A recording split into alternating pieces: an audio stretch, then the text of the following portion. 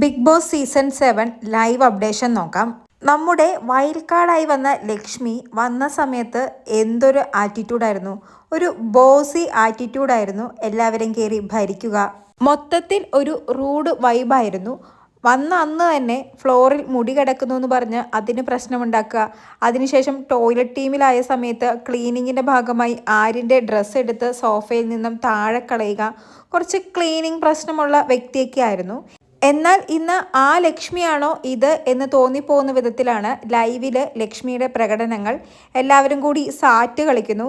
ആ സമയത്ത് നമ്മുടെ ലക്ഷ്മി ഒളിക്കാൻ വേണ്ടി കയറുന്നത് സോഫയുടെ അടിയിലാണ്.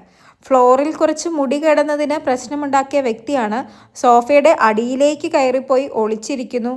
കിച്ചണിൽ പോയി ഒളിച്ചിരിക്കുന്നു. അതുപോലെ തന്നെ എല്ലാവരോടും ചിരിച്ച് ഇടപഴകുന്നു, കളിക്കുന്നു, ചിരിക്കുന്നു.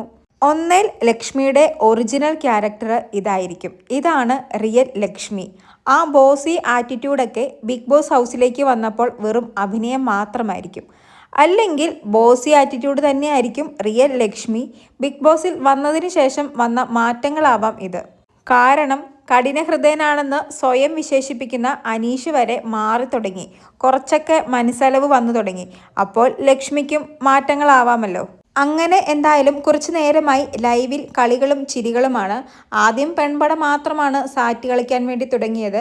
പിന്നെ അതിലേക്ക് അക്ബർ വരുന്നു, പിന്നെ ഷാനവാസ് വരുന്നു, അവസാനം നമ്മുടെ അനീഷ് വരെ വരുന്നുണ്ട് ഈ കളിയിലേക്ക്. സാറ്റ് കളിക്കുന്നു, കുളങ്കര കളിക്കുന്നു. അതിനുശേഷം അക്ബർ വേറെന്തൊരു ഗെയിമായിട്ട് വരുന്നു, പറവ പറന്നുപോയെന്ന് പറയുന്നതൊരു ഗെയിം, അത് കളിക്കുന്നു. അങ്ങനെ എന്തായാലും വളരെ രസകരമായ കുറച്ച് സംഭവങ്ങളാണ് ഇപ്പോൾ ബിഗ് ബോസ് ലൈവിൽ നടക്കുന്നത്. എന്തായാലും ലക്ഷ്മിക്ക് വന്ന മാറ്റം അത് എടുത്തു പറയേണ്ട ഒന്ന് തന്നെയാണ്. കൂടുതൽ ലൈവ് അപ്ഡേറ്റുകളുമായി വീണ്ടും വരാം.